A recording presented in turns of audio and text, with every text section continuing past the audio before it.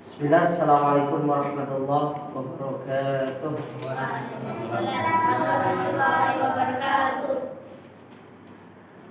Alhamdulillahi ala ihsani wa syukru lahu ala taufiqihi wa imtinani. Wa asyhadu an la ilaha illallah ta'ziman li sya'nihi. Wa asyhadu anna Muhammadan ad-da'i ila ridwani. Allahumma salli wa sallim ala alihi wa ashabihi wa ikhwani. Kaum muslimin wal muslimat, para ikhwan dan akhwat, bapak-bapak, ibu-ibu, serta adik-adik. Masya Allah, di sini tumben ada adik-adiknya. Adik-adik yang semoga senantiasa diberkahi dan dirahmati oleh Allah Ta'ala. Alhamdulillah, kita bersyukur kepada Allah di kesempatan yang berbahagia ini. Allah Subhanahu wa Ta'ala kembali mempertemukan kita di dalam kajian rutin kita dari kitab tafsir Juz Amma yang ditulis oleh Syekh Muhammad bin Shalih Al-Utsaimin. Dan sekarang kita akan masuk ke dalam tafsir dari surat Al-Asr. Tafsir dari surat Al-Asr.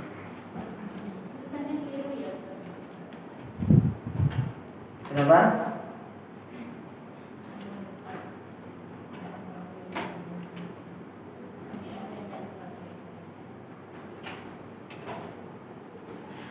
Kenapa Ibu? Oh, ini efek puasa. Baru sehari loh Bu. Baru makan sahur ini.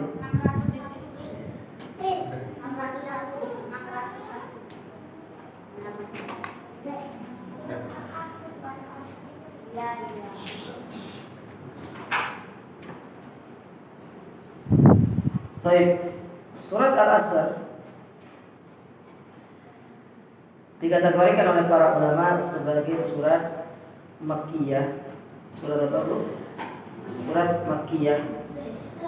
Dan surat ini Allah Subhanahu wa Ta'ala turunkan setelah Allah menurunkan surat Al-Insyirah atau Asy-Syarh, yaitu surat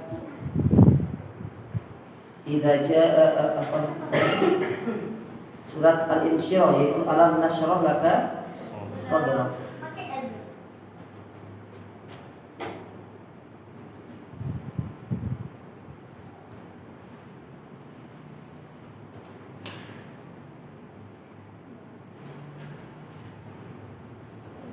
Baik.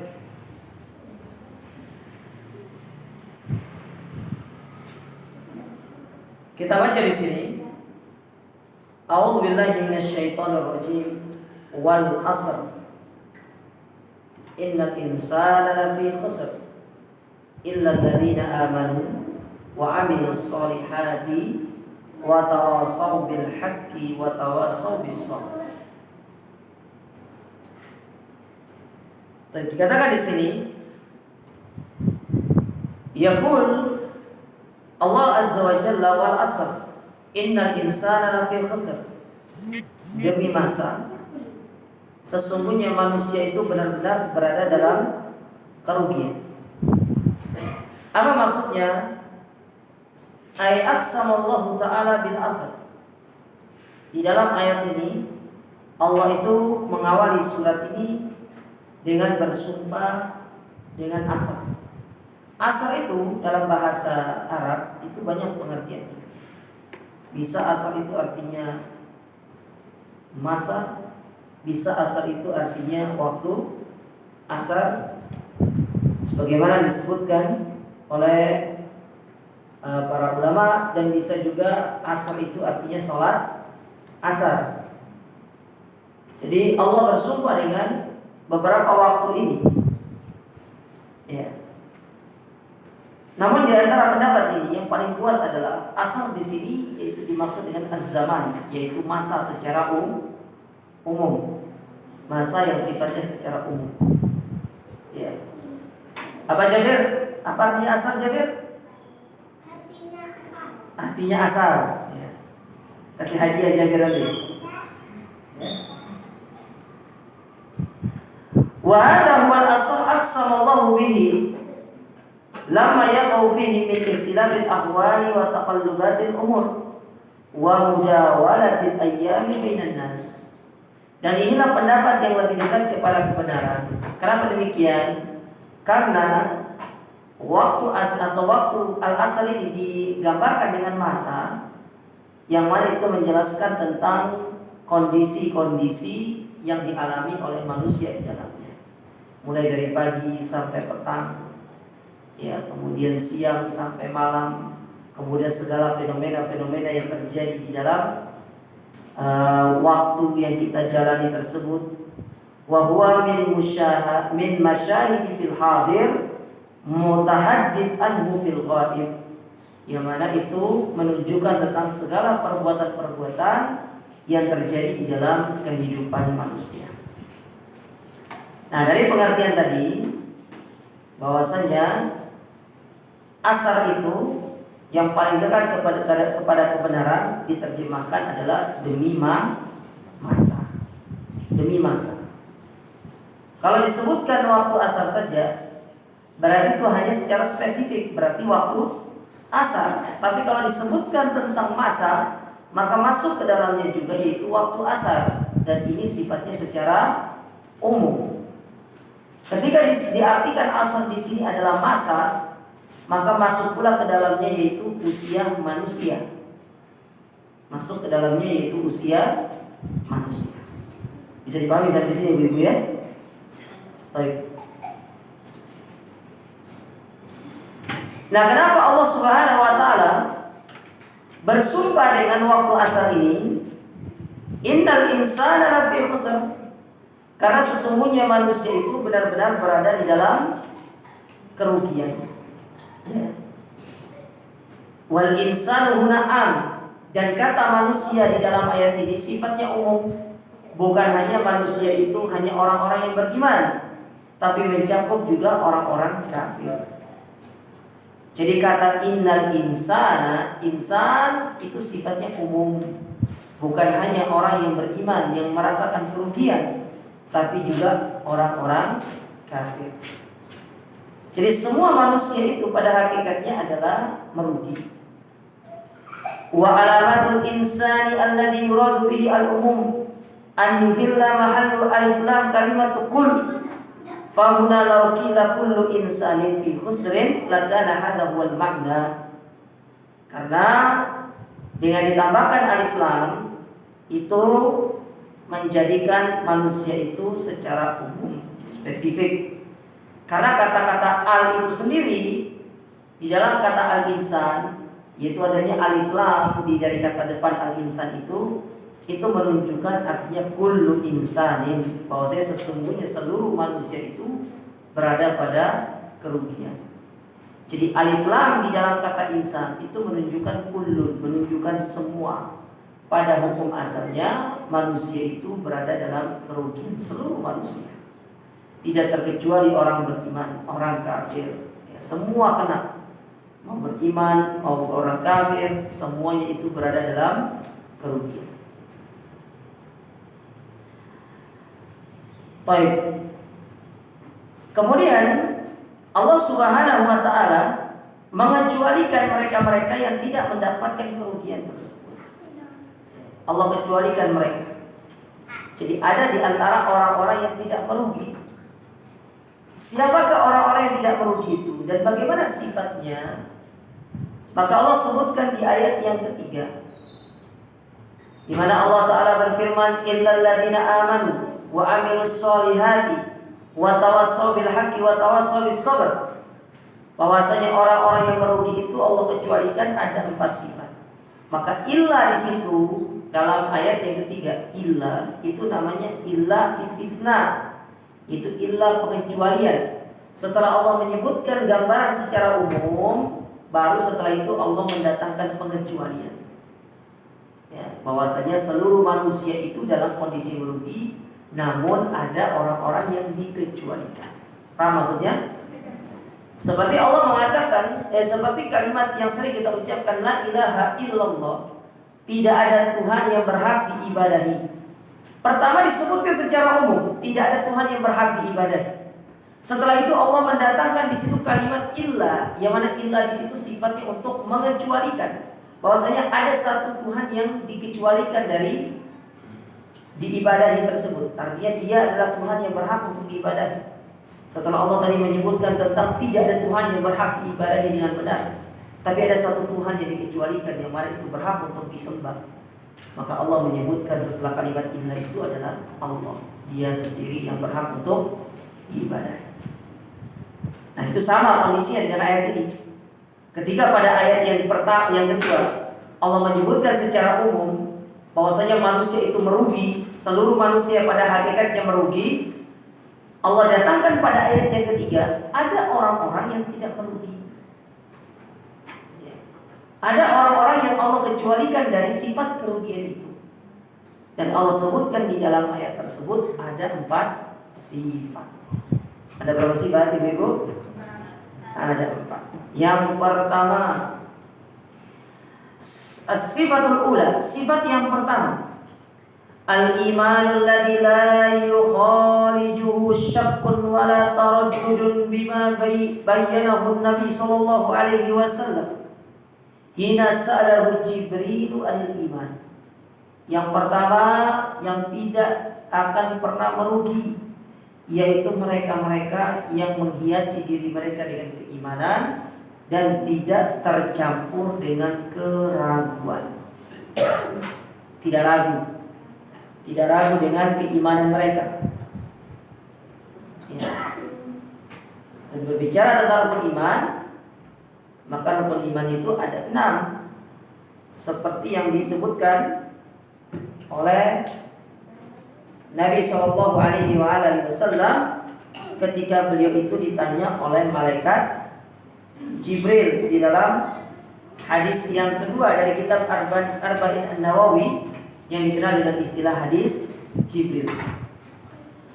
Ketika Nabi SAW ditanya oleh Jibril, ya Muhammad, akhbirni anil iman, kabarkan kepadaku tentang iman.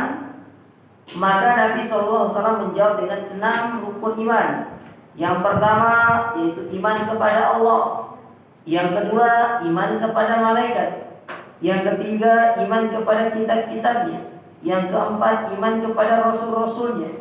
Yang kelima beriman kepada hari kiamat. Dan yang keenam yaitu beriman kepada takdir yang baik maupun yang buruk. Nah, Nabi menyebutkan secara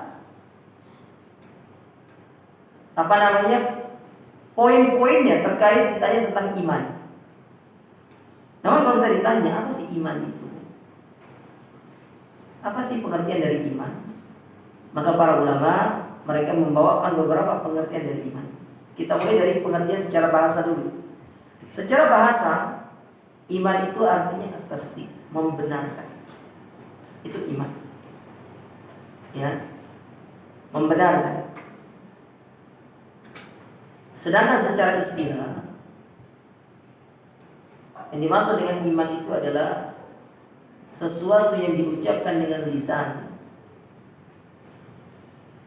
Sesuatu yang diucapkan dengan lisan, kemudian apa yang kita ucapkan itu dibenarkan oleh hati. Ya. Sesuatu yang diucapkan dengan lisan, lalu dia dibenarkan oleh hatinya. Jadi antara hati dengan lisannya itu selaras. Kalau hatinya mengingkari, lisannya mengatakan beriman, ini ciri orang munafik. Orang munafik itu lisannya mengatakan beriman, tapi secara hati mereka tidak beriman kepada Allah dan Rasulnya. Makanya mereka disebut dengan munafik. Karena munafik itu sendiri artinya idharul islami wa ikhfa'un nifaq. Munafik itu adalah menampakkan keislaman dan menyembunyikan yang namanya kekufuran. Itu munafik. Secara lisan dia beriman, tapi hatinya enggak. Ya. Lalu kemudian kata para ulama, wal amalu bil arkan, Apa yang diucapkan yang kemudian kita benarkan dengan hati itu diwujudkan dalam amal perbuatan. Jadi iman itu membutuhkan amal. Tidak cukup iman itu hanya sekedar di lisan atau di hati, tapi butuh yang namanya pembuktian. Dan pembuktian keimanan itu diwujudkan dalam amal perbuatan.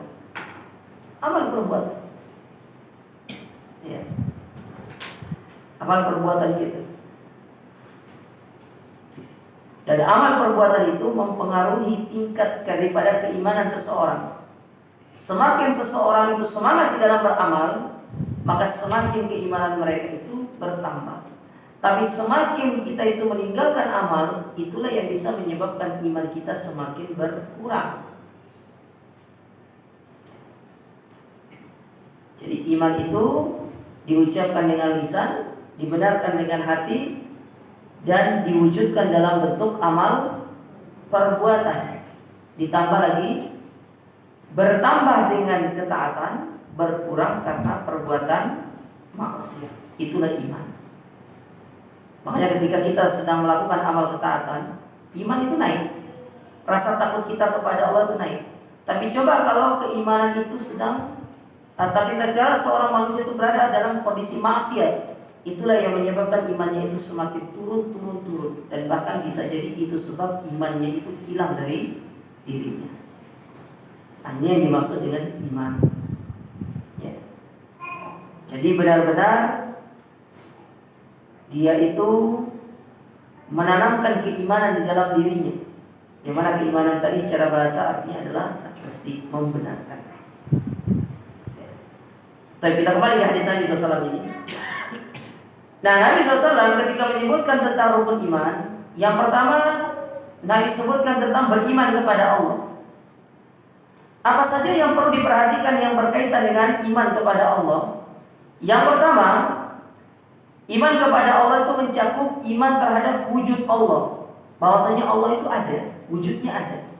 Tapi sekarang belum bisa lihat. Kapan kita melihat Allah? Tatkala nanti kita sudah masuk ke dalam surga. Di antara dalil yang menunjukkan kita akan melihat Allah Subhanahu wa taala yang pertama dari Al-Qur'an dalam surat Al-Qamar, dalam surat Al-Qiyamah, kata Allah taala, wujuhu yawma idzin nadhirah ila rabbiha nadhirah. Pada hari tersebut, itu hari kiamat, ketika kita dimasukkan ke dalam surga, bahwasanya wajah-wajah penduduk surga itu berseri-seri. Kenapa wajahnya berseri-seri? Karena mereka memandang kepada wajah Rabb-nya, memandang kepada wajah Allah Subhanahu wa ta'ala. Ini dalil yang pertama dari surat Al-Qiyamah. Kalau tidak salah ayat 21 sampai 22, nanti coba dilihat. Sedangkan dalil yang kedua, di antara dalil yang menunjukkan tentang adanya zat Allah, dan kita akan melihat kita akan melihat zatnya Allah Ta'ala, itu sabda Nabi SAW. Ketika Nabi SAW bersabda, innakum satarawna rabbakum yaumal qiyamah kama tarawna al-qamara lailata badrin. Sesungguhnya kalian akan melihat Allah sebagaimana kalian itu melihat bulan purnama. Maksudnya bukan Allah diibaratkan seperti bulan purnama, tidak, tapi cara kita melihatnya. Kita kalau melihat bulan purnama, ya, itu kan bulan purnama itu di atas. Ketika kita ingin melihat bulan purnama itu, kita tidak perlu berdesak-desakan. Di setiap tempat bisa kita melihatnya. Ya, tidak hanya orang yang ada di Wonokusumo aja yang bisa melihat, tapi yang ada di Ketintang, yang ada di Surabaya Selatan, bahkan Sidoarjo, ketika terjadi bulan purnama dalam koridor satu waktu yang sama, maka mereka bisa melihat bulan purnama tersebut. Nah, begitu pula Allah Subhanahu wa taala itu akan bisa dilihat pada setiap tingkatan-tingkatan surga. Jadi tidak perlu orang yang berada pada tingkatan yang paling bawah, dia harus naik dulu ke tingkatan paling atas untuk bisa melihat Allah. Jadi pada setiap tingkatan-tingkatan surga itu, Allah berikan kesempatan kepada penduduk surga untuk bisa melihat zatnya Allah Subhanahu wa taala. Dan itu tidak perlu berdesak-desak. Nah, ini yang pertama, mengimani tentang wujud, mengimani tentang zatnya Allah. Allah itu ada. Kita menyembah Tuhan yang ada, tapi kita belum bisa melihat Allah itu sekarang. Karena memang diri kita belum siap untuk melihat Allah Subhanahu wa Ta'ala. Kemudian iman yang kedua, perkara yang kedua yang berkaitan dengan iman kepada Allah, yaitu kita beriman terhadap rububiyah Allah. Bahwasanya Allah itu yang menciptakan, Allah yang menghidupkan, mematikan, Allah yang memberikan rezeki, Allah pula yang menurunkan hujan, Allah pula yang menahan hujan, bukan pawang hujan. Ya. Ibu-ibu jangan percaya sama pawang hujan. Tidak usah percaya, bohong. Ya. Ibu jangan percaya pula sama pawang cinta, bahaya. Ya. Apalagi pawang-pawang ini, pawang singa gitu ya. Pawang ular, ternyata dia juga kena sengat ular, ya toh? Tidak usah percaya. Apalagi pawang hutang.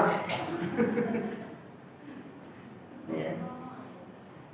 Banyak pawang sekarang ini, pawang hutang, pawang hujan, pawang apa lagi? Ya. Pawang singa, pawang ular, pawang toam. Ya, nanti besok lama-lama pawang takjil nanti. Puasa gak? Puasa beduk? Enggak? Sampai maghrib? Jabir, puasa Jabir? Enggak puasa Jabir. Itu ada bekas nasinya itu. Nawaf, puasa Nawaf? Masya Allah. Kelas berapa ini? Kelas berapa? Kelas 3? Kok beda sendiri? Makanya enggak bareng gitu. Enggak bareng. Ini Ar-Rayyan semua nih? Iya. Ini penghuni Ar-Rayyan.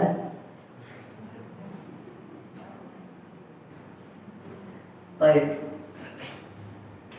Sampai mana kita tadi nih? Sampai pawang ya? Gak usah percaya sama pawang itu. Yang percaya cuma pawon aja. Pawon apa pawon? Dapur. Masih depan. Pawon. Campur. Dapur. Ya. Pawon itu dapur ya? Apa namanya itu? Mau makan pawon apa? Pawon. Dapur di luar. Di luar. Ya. Jadi kalau usah percaya, makanya Allah Subhanahu wa Ta'ala yang memiliki kekuasaan semua itu dihimpun dalam sebuah tauhid yang disebut dengan tauhid rububiyah. Yang kedua, yang ketiga yang berkaitan dengan iman kepada Allah itu adalah iman kepada uluhiyah. Apa itu? Yaitu kita beriman bahwasanya Allah Ta'ala ya, satu-satunya zat yang berhak untuk disembah. Ya. Yang berhak untuk diibadahi, tidak ada sesembahan yang berhak disembah melainkan Allah. Adapun yang keempat, masuk ke dalam iman kepada Allah ini adalah bahwasanya Allah itu memiliki nama-nama yang indah dan sifat-sifat yang mulia. Dan nama-nama Allah itu bisa kita jadikan sebagai sarana untuk kita bertawassul. Dengan kita menyebut apa yang menjadi keinginan kita, kita sebutkan nama Allah. Misalkan minta rizki, ya sebut nama Allah itu yang maha pemberi rizki. Ya Razzaq. Kalau kita minta ampun, maka sebut nama Allah yang maha pengampun, ya Ghaffar atau ya Ghafur. Jangan nanti minta rizki, tapi malah yang disebut nama Allah itu ya Ghaffar, wahai yang maha pengampun, berikanlah rizki kepada saya. Nah, ini tidak cocok. Tapi minta itu sesuai dengan menyebut nama Allah itu sesuai dengan apa yang kita minta. Ya, ini yang berkaitan dengan iman kepada Allah. Jadi ada 4 hal tadi. Iman kepada wujud Allah, iman kepada rububiyah, iman kepada uluhiyah, dan iman kepada asma wa sifat.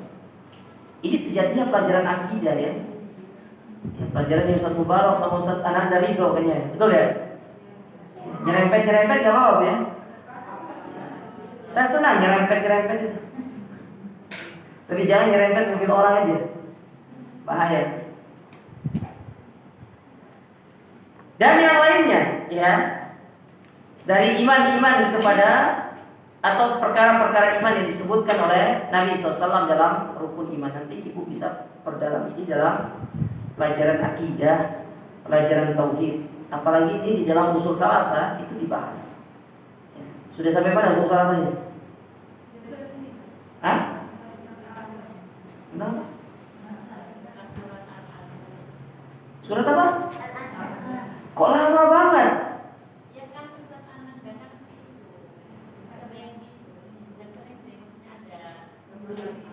Oh, bilang sama Ustaz Anda itu. Salam dari saya, tidak boleh uzur bilang. Kalau mau uzur hari yang lain aja. Baik.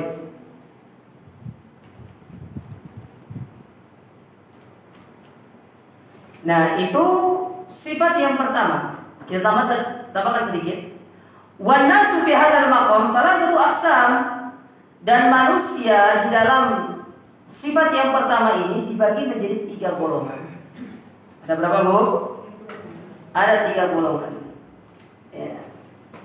Yang pertama, mukminun khalisul iman, imanan la syakka fihi wa la taraddud. Golongan yang pertama yaitu mereka-mereka yang benar-benar beriman kepada Allah.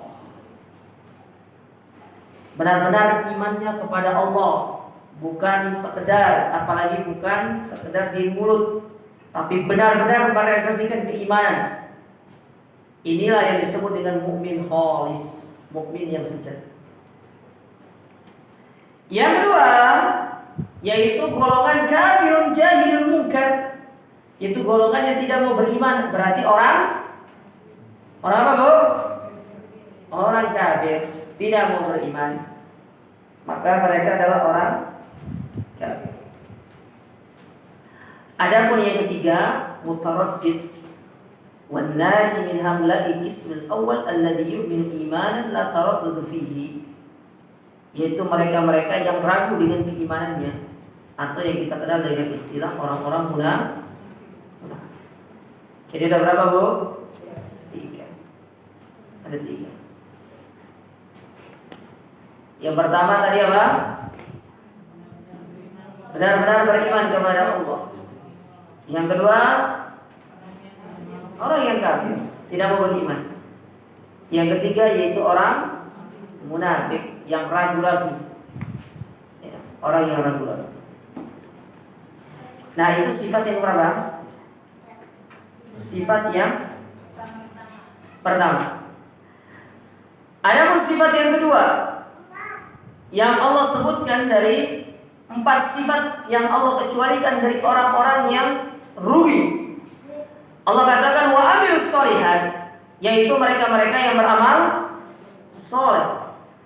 Sebagaimana yang saya sebutkan tadi, amal soleh itu merupakan bagian daripada iman. Di antara wujud benarnya iman seseorang itu diwujudkan dalam bentuk dia beramal soleh. Ketika keimanan itu belum diwujudkan dalam amal soleh, maka iman itu belum dikatakan sempurna. Ya, belum dikatakan apa?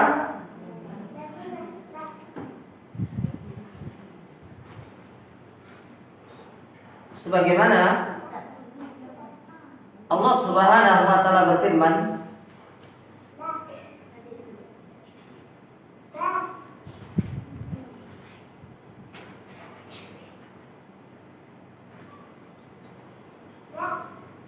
dalam surat Al-Hujurat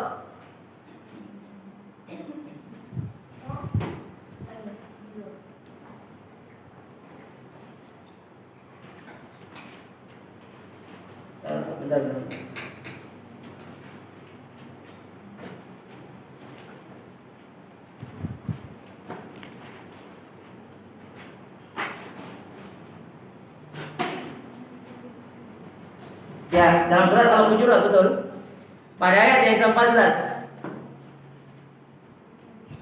Apa kata Allah Subhanahu wa taala? Qalatil a'rabu amanna.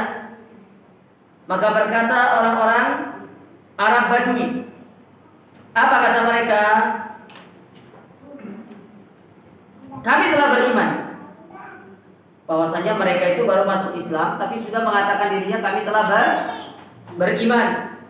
Maka Allah Subhanahu wa taala menyangka mereka dengan mengatakan kul, katakanlah kepada mereka lam tu'minu, kalian belum beriman. Walakin qulu aslamna, akan tetapi katakanlah kami sudah masuk ke dalam agama Islam.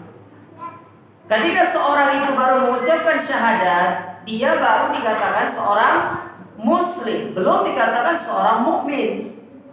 Kenapa belum dikatakan seorang mukmin?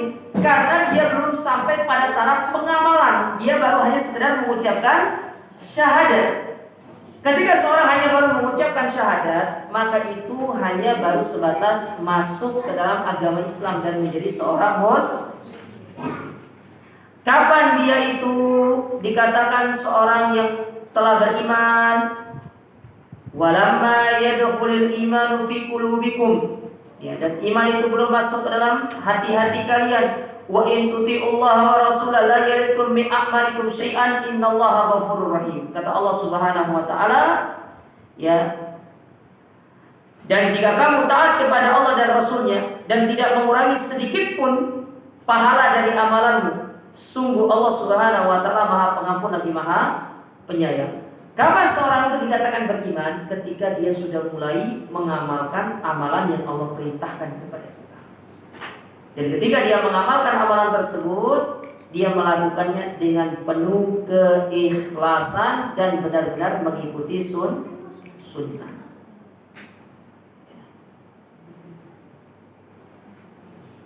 Dia sholatnya karena Allah dan sholatnya sesuai dengan sunnah. Sebagaimana Nabi SAW bersabda, "Shallu kama ra'aitumuni usolli." Sholatlah kalian sebagaimana kalian melihat aku sholat. Dalam segala sholat, bukan hanya sholat 5 waktu, termasuk sholat sunnah. Di antara sholat tarawih misalkan, kita harus mengikuti sunnah Nabi. Nabi kalau sholat tarawih itu sholatnya bagus, sholatnya indah, tumakninanya diperhatikan. Jangan seperti sebagian orang hanya ingin mengajar banyaknya 23 rakaat tapi tidak ada tumakninah, seperti ayam patok beras, kepalanya asal nempel. Nah itu kalau sholat tidak ada tumakninahnya, yang pertama sholat tersebut tidak sah karena dia menghilangkan rukun. Karena tumakninah itu merupakan rukun sholat. Yang kedua, dia telah menyelisihi sunnah Nabi. Karena di antara sunnah Nabi itu mengerjakan sholat sesuai dengan apa yang telah beliau contohkan. Dan di antara contoh beliau adalah melakukannya dengan melakukan tumakninah. Jadi paham Ibu? Sholat, zakat. Zakat di sini masuk ke dalam kategori zakatul fitr dan zakatul mal. Bukan zakat fitrah ya, tapi zakatul fitri. Kalau zakat fitrah kurang tepat.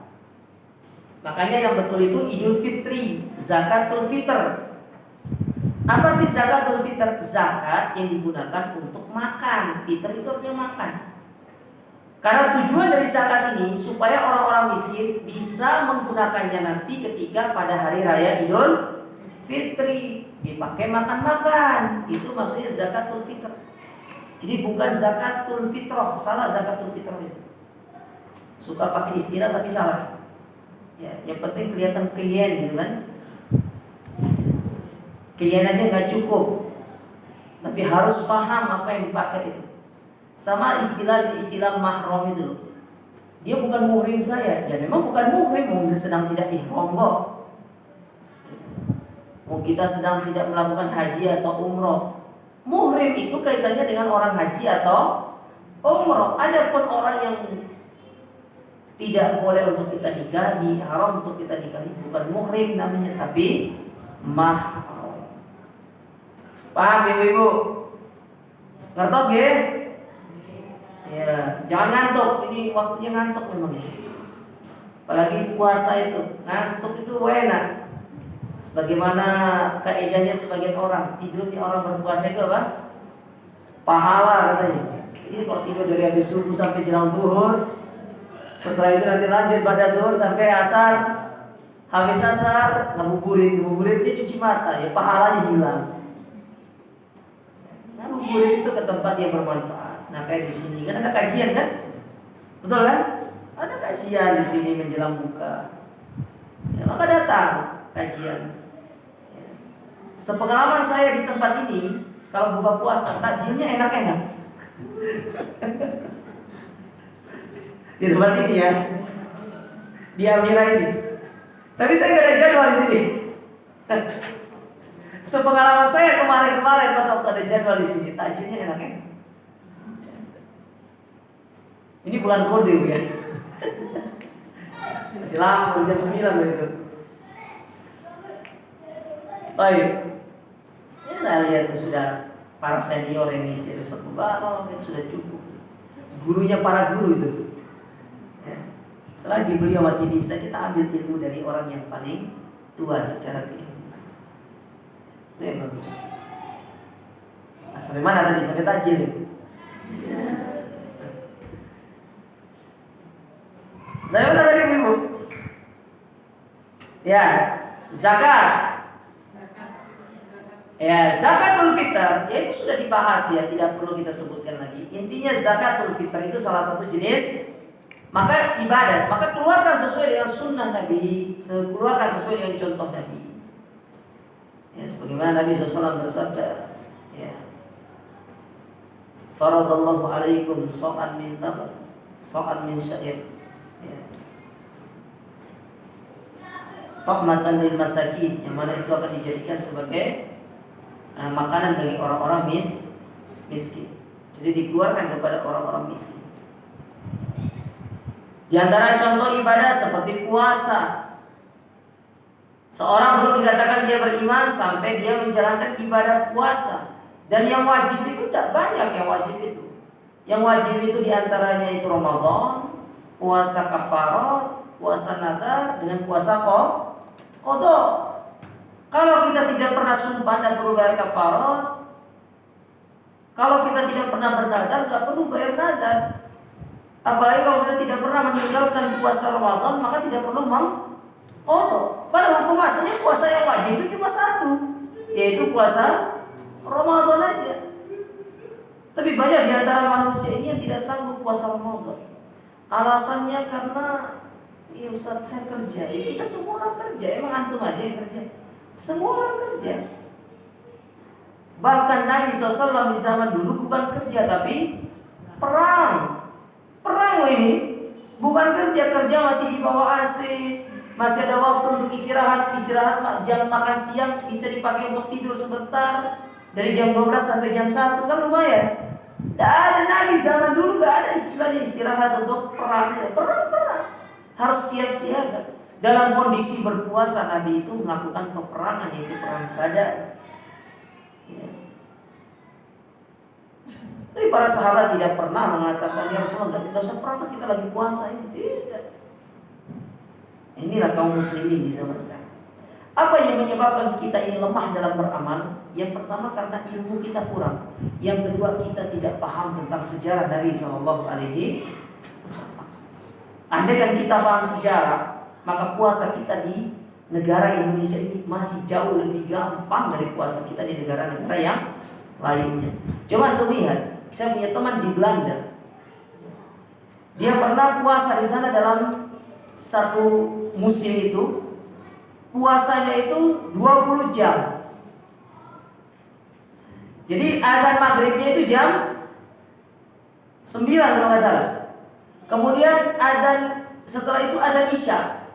Adzan maghrib 1 jam, kemudian isya 2 jam kemudian atau 3 jam kemudian subuh.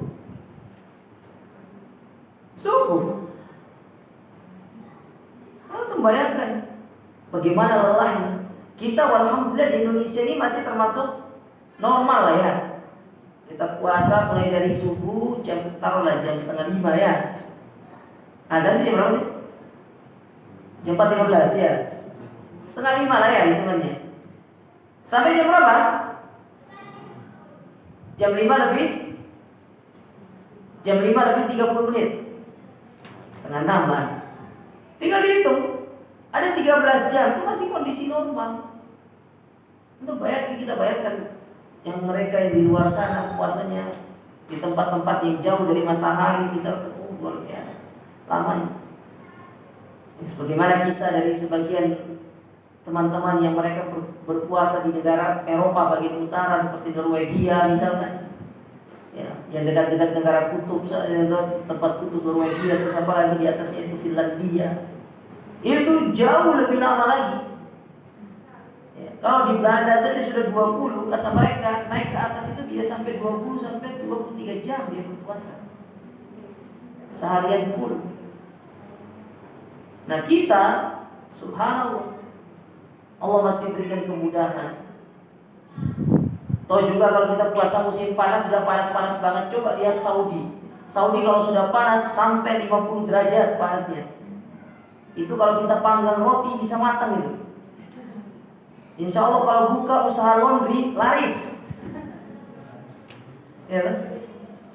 Cepat kering. Ya. Antum terima per hari 100 kilo kayaknya bisa itu. Cepat kering. Ya. Dan masih banyak jenis ibadah yang lainnya. Birrul walidain misalkan, menyambut tali silaturahim, kemudian memuliakan tamu, memuliakan tetangga, itu bagian daripada amal soleh. Bahkan dalam hadis Nabi SAW, Nabi pernah bersabda, al-imanu bid'un situna wa sab'una syu'bah. Iman itu memiliki 60 sampai 70 cabang. Yang paling tinggi yaitu seorang mengucapkan kalimat la ilaha illallah dan direalisasikan dalam kehidupan sehari-hari. Sedangkan yang paling rendah daripada keimanan itu adalah imatatul adza anit thariq, menyingkirkan gangguan yang menghalangi tatkala berada di jalan. Misalkan kita dapat paku ada di jalan, takut nanti yang lainnya akan kena, kita singkirkan, itu bagian daripada iman dan itu dihitung sebagai amal soleh. Ibu-ibu masuk ke dalam toilet, tiba-tiba di toilet itu ada apa? Ada plastik misalkan, yang itu mengganggu saluran pembuangan dan itu menyebabkan terjadinya genangan air. Ibu angkat taruh di bak sampah, itu bagian daripada iman dan itu dicatat sebagai pahala di sisi Allah Subhanahu wa ta'ala. Bahkan kata Nabi SAW dalam sebuah hadis, beliau mengatakan marra rajulun bi tariqin. Pada satu ketika ada seorang yang melewati satu jalan, fawajada fihi, ya maka dia mendapati di jalan tersebut sesuatu yang menghalangi jalan itu, sehingga itu bisa menjadikan orang Islam yang atau kaum muslimin yang melewati jalan tersebut atau manusia yang melewati itu dapat terganggu. Lalu dia mengangkat benda tersebut yang menghalangi jalan itu. Apa kata Nabi SAW? Wa dzalika sababu dukhulil jannah. Bisa jadi itu sebabnya ternyata masuk ke dalam surga. Kita tidak ngerti jauh. Ya. Ada ranting diangkat, ya segala macam. Depan rumah kita misalkan, kita bersihkan kalau ada sesuatu yang itu sekiranya berpotensi dapat menjadikan orang lain itu mendapatkan keburukan. Dan itu bagian daripada iman dan itu merupakan ibadah. Bahkan kata Nabi SAW, wal haya'u syu'batun minal iman. Rasa malu itu bagian daripada iman. Makanya seorang mukmin itu harus punya rasa malu, tapi bukan malu-maluin. Dan malu yang paling utama itu adalah seorang malu ketika dia bermaksiat kepada Allah. Sebagaimana nasihat Hasan Al-Basri rahimahullah, beliau pernah mengatakan, wa ana mustahil, ya, dan aku malu bi an yattali'a alayya ala maksiatin. Sesungguhnya aku malu ketika Allah memandangku ternyata aku sedang melakukan perbuatan maksiat. Kita harus malu. Namun terkadang kita dapat di sebagian kaum muslimin mereka tidak punya rasa malu. Bahkan kemaksiatan itu diumbar di halayak kami, di hadapan umum. Kalau ada orang yang mengumbar kemaksiatan di hadapan umum, berarti orang ini sudah tidak punya malu. Dan ingat, umum itu dua, umum yang sifatnya nyata dan umum yang sifatnya dunia maya, dunia sosial. Ada wanita bercadar goyang tiktak ya?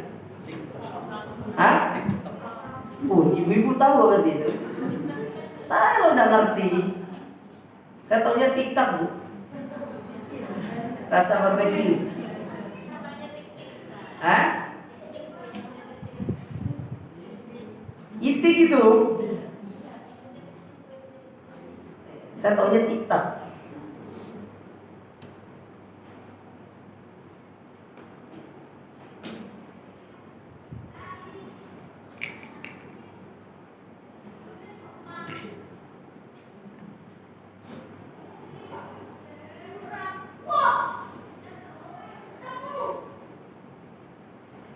Baik.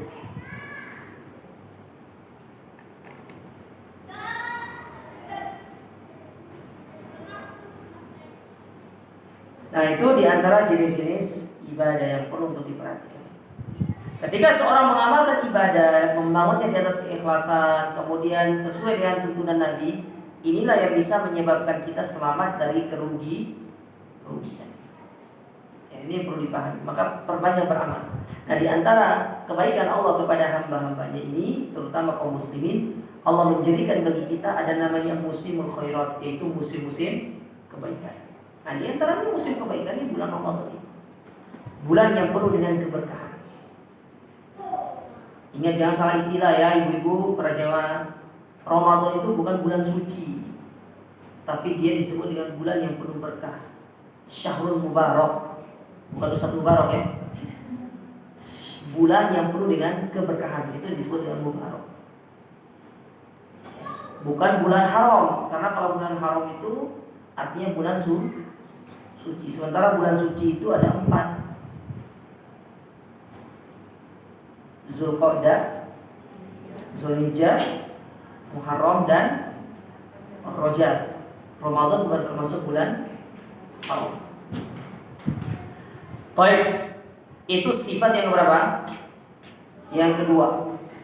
Sifat yang ketiga, di antara sifat orang-orang yang akan dikecualikan dari yang namanya kerusakan atau kerugian, wa tawassaw bil haqqi, itu saling mewasiati di atas kebenaran. Ini diistilahkan dengan bahasa yang lain, yaitu amar ma'ruf nahi munkar.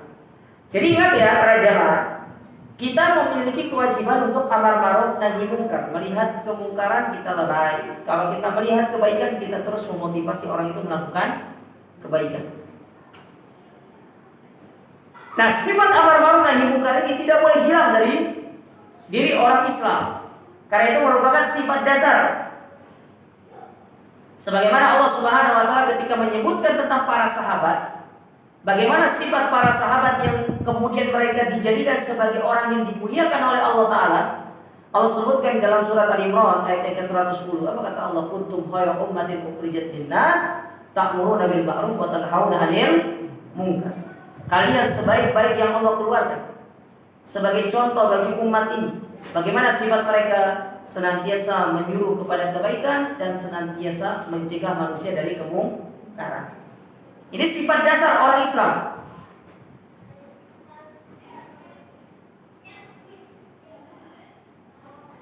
Yaitu beramar ma'ruf nahi munkar.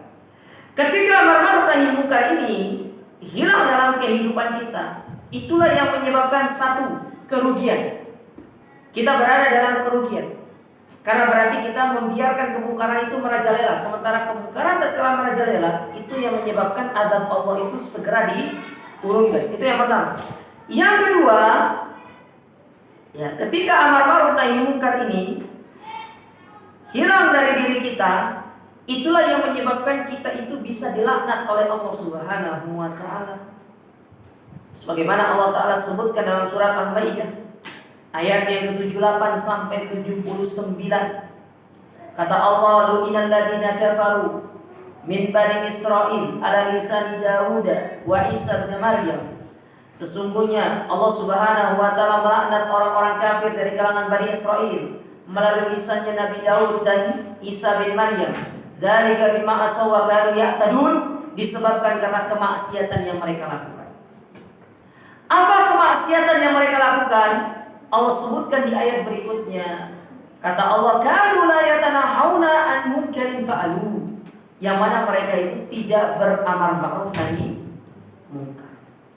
Karena mereka meninggalkan amar ma'ruf nahi munkar, tidak saling menasihati, tidak saling memberikan masukan ketika temannya melakukan keburukan, didiamkan saja, bahkan lebih condong kepada ya wis urip-urip dewe, tidak perlu kita ngurus orang lain. Itu kalau urusan dunia oke, Anda tidak perlu ngurus urusan orang lain.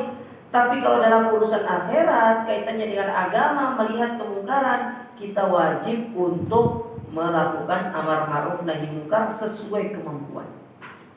Kan kemampuan itu ada 3, dengan kekuatan, dengan lisan, atau dengan hati.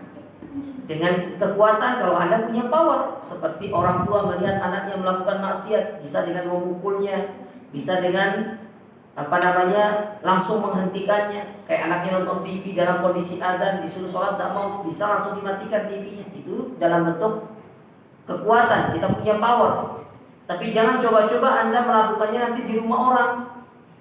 Pergi bertamu ke rumah orang, ya ke rumah temannya, lihat anak temannya masih nonton TV padahal sudah adzan, ibu masuk ke ruang tengah lalu mematikan TV-nya. Ini cari perkara namanya. Ya, jangan coba-coba ya. Atau anak orang dijewer tiba-tiba disuruh untuk jalan, pergi ke masjid kamu sana. Ya. Anak pada anak kita kok main jewer-jewer gitu kan. Itu kalau kita punya power. Kalau nggak punya, bisa dengan nasihat, memberikan nasihat, menyampaikan masukan, memberikan peringatan supaya dia itu bisa berpikir, bisa sadar dari kemaksiatan yang dia lakukan. Kalau tidak bisa dengan kedua hal ini, maka ada cara yang ketiga, yaitu mengingkari kemungkaran dengan hati. Tapi ada kewajiban kita untuk meninggalkan tempat yang berisi kemungkaran itu. Jangan seperti orang, dia beramar ma'ruf nahi munkar dengan hatinya, tapi tempat kemungkaran itu sudah ditinggalkan. Keluar dari rumahnya, ketemu di perempatan sama temannya lagi main gaplek sambil judi, atau lagi main kartu sambil judi. Kata dia, Ustaz, saya tidak ikut main judi, saya cuma ikut nonton di situ. Dan saya mengingkari itu kemungkaran. Ya antum duduk di situ, diam di situ, itu bukan bentuk mengingkari namanya. Mengingkari itu kita ingkari dengan hati karena kita tidak mampu memberikan nasihat kepada mereka. Setelah itu ditinggalkan. Jangan diam di situ, nanti lama-lama katut. Yang ada lihat temannya main, kemudian dilihat itu jokernya turunkan, itu asnya turunkan aja. Ujung-ujungnya jadi pemain. Hati-hati jangan. Nah, ini yang perlu diperhatikan. Jadi watawasau bil haqqi artinya adalah amar ma'ruf nahi, saling mewasiat, saling menasihati di atas kebaikan, saling mewasiati di atas ya yang hak. Karena itu bagian daripada amar ma'ruf nahi. Sifat yang keempat yang Allah Subhanahu wa taala kecualikan mereka dari yang namanya kemungkaran,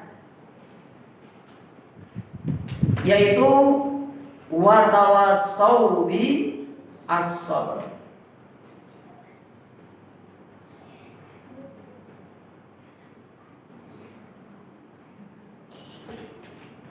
Saling mewasiati di atas kesabaran. Poin yang keempat ini itu ada kaitannya dengan poin yang ketiga tadi, yaitu saling mewasiati di atas kebenaran. Karena itu bagian daripada dakwah. Dakwah itu tidak mudah. Pasti ada yang akan menolak, ada yang menerima, ada yang nolak. Nah, kalau yang menerima itu alhamdulillah. Sedangkan yang perlu disikapi itu adalah yaitu bagaimana kita menyikapi orang-orang yang menolak. Nah, di antara bentuk sikap kita menyikapi orang-orang yang menolak ajaran kita atau dakwah kita adalah dengan kita bersabar. Bersabar. Dan sabar ini merupakan ibadah yang sangat agung. Saking agungnya sabar ini kata para ulama, seperti yang diungkapkan oleh Imam Ahmad dan juga yang disampaikan oleh Imam Ibnu Taimiyah, Allah menyebutkan kesabaran ini di dalam Al-Quran sebanyak 90 kali. Berapa bu? 90 kali. Dicatat, bulan depan saya tanya. Yang bisa jawab saya kasih hadiah umroh gratis. Berangkatnya bayar sendiri. Ya umroh ini sih gratis bu, betul gak? Umrohnya memang gratis, tapi pesawatnya, hotelnya, ya bayar diri.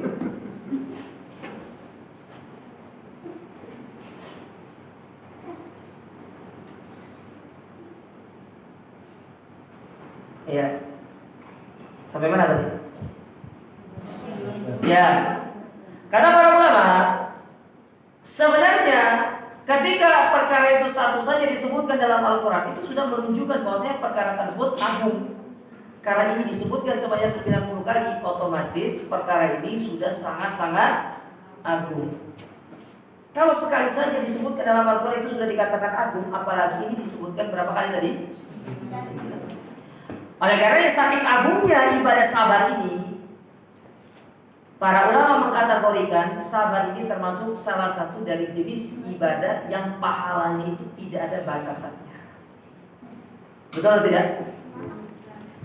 Mana dalilnya bahwasanya pahala sabar itu tidak ada batasannya? Allah Subhanahu wa taala berfirman di dalam Al-Qur'an,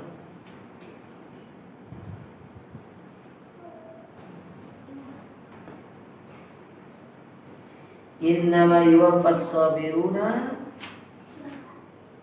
ajrahum bighairi hisab. Dalam surat apa itu? Innama yuwaffas sabiruna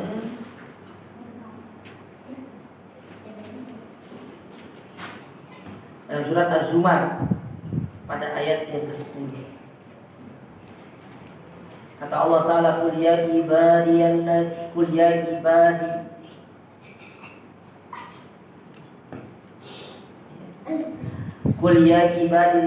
amanu taqu rabbakum.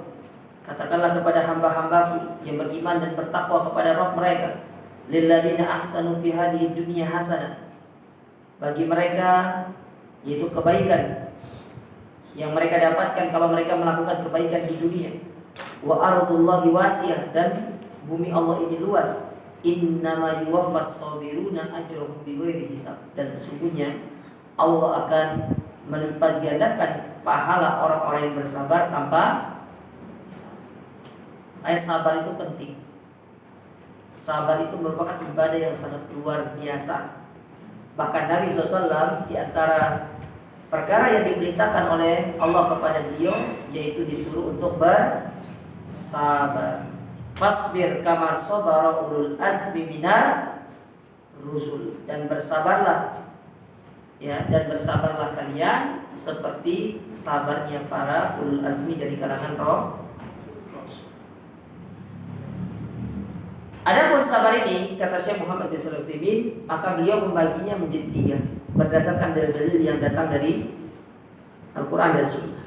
Yang pertama, sabar dalam beribadah, butuh kesabaran.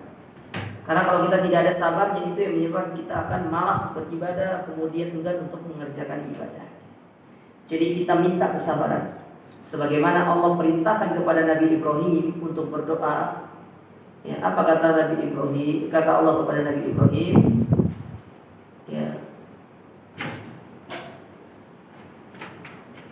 muru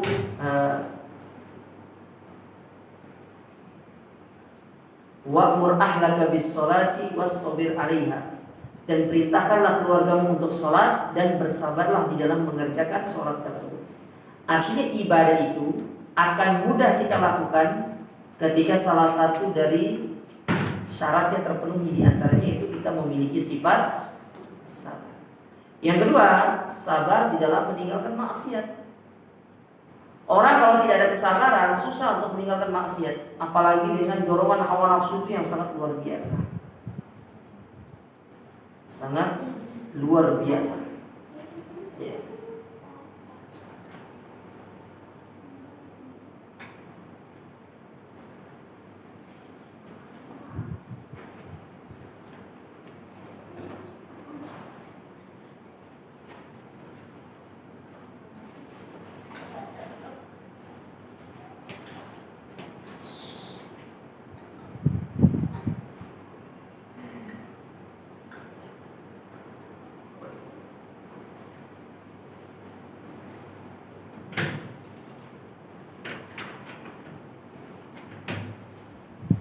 Kemudian yang ketiga, sabar di dalam menerima segala ketetapan Allah Ta'ala. Sabar di dalam menerima segala ketetapan Allah Subhanahu wa Ta'ala.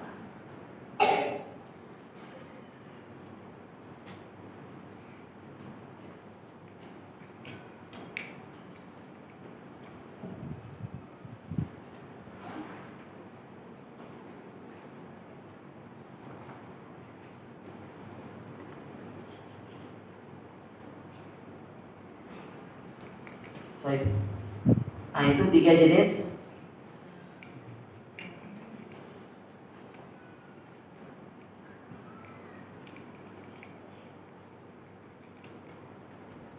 Tiga jenis kesabaran. Ada berapa tadi? Baik. Nah, ini 4 sifat yang disebutkan oleh Allah Subhanahu wa taala yang dikecualikan dari kerugian, yang mana ketika kita menghiasi diri kita dengan keempat sifat ini, maka Allah Subhanahu wa taala akan menjamin kita dari sifat merugi. Yang pertama tadi adalah beriman, kemudian iman itu diwujudkan dalam sifat yang kedua yaitu beramal soleh, kemudian yang ketiga kita berdakwah, beramar ma'ruf nahi munkar, yang keempat kita bersabar dalam segala celaan, cobaan, cacian, makian dari dakwah yang kita lakukan, dari amar ma'ruf yang kita lakukan. Karena tidak semua orang pasti akan pro kepada kita. Pasti akan ada orang-orang yang menolak apa yang kita sampaikan kepada mereka. Dan cobaan terbesar seseorang itu terletak pada keluarganya. Maka berdoalah kepada Allah Subhanahu wa taala, semoga Allah menjauhkan kita dari kerugian dan Allah memudahkan kita untuk menghiasi diri kita dengan sifat yang Allah sebutkan dalam surat Al-A'raf. Mungkin ini yang bisa kami sampaikan pada kesempatan yang berbahagia ini. Insyaallah kita lanjutkan pada pertemuan berikutnya. Nah, sampai di sini ada yang mau bertanya? Kami persilakan.